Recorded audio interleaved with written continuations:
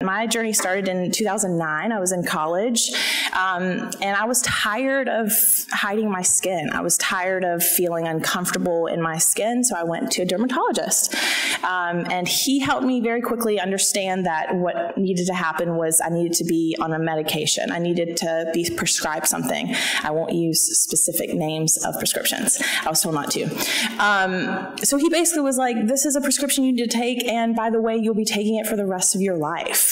And that was sort of that. Here we go, we're starting this prescription, it's going to be for the rest of your life. Okay, thank you, next patient.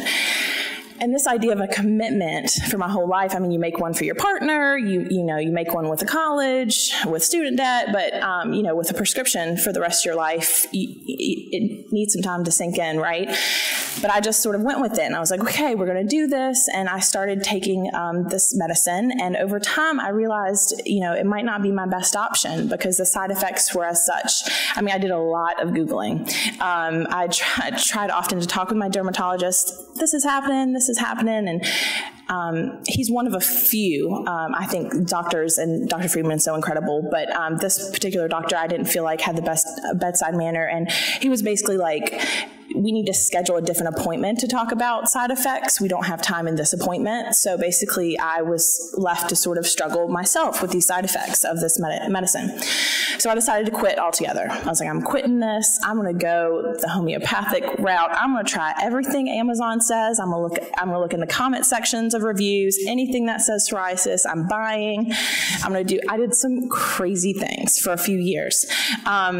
Moved to DC for grad school. It got worse. I mean, the worst it's ever been in my life. So I reached out, I found Dr. Friedman, and he was so great in talking to me about what my options were. So he talked to me about this one medicine that I was like, this sounds great. This is definitely something I can do. This is definitely something I can do for the rest of my life. And I understand that it's important not to just band-aid psoriasis. It is something a lot deeper than that. But unfortunately, my insurance was like, well, sorry, we won't cover this exorbitant medicine for you. You need to try. And they listed other things that I need to try first. So I tried 2 other medicines. Both were awful. I was told what the side effects would be ahead of time, and so I sort of prepared myself. And they just didn't work for me. They worked for other people, but trying them, sort of getting on the path like, okay, my skin's going to be better. I'm going to feel better. I'm going to be comfortable again. Let's try this medicine. And then to have awful side effects, you're kind of back to square one. But then the insurance company says, you still have this one left. We're not going to cover that one other medicine. Try it, fail, and then get back to it. So then finally we were able to take this one medicine that I found really worked for me. It worked for a while, and then I got a new job, and I got new insurance. And then it was back to square one with having to try 3 additional medicines before being able to get back to the one that I knew and that my doctor knew worked best for me. So that is my journey, and it was long and excruciating, and it dealt with a lot of paperwork, and I have Courtney to thank for a lot of that, for helping me through that journey.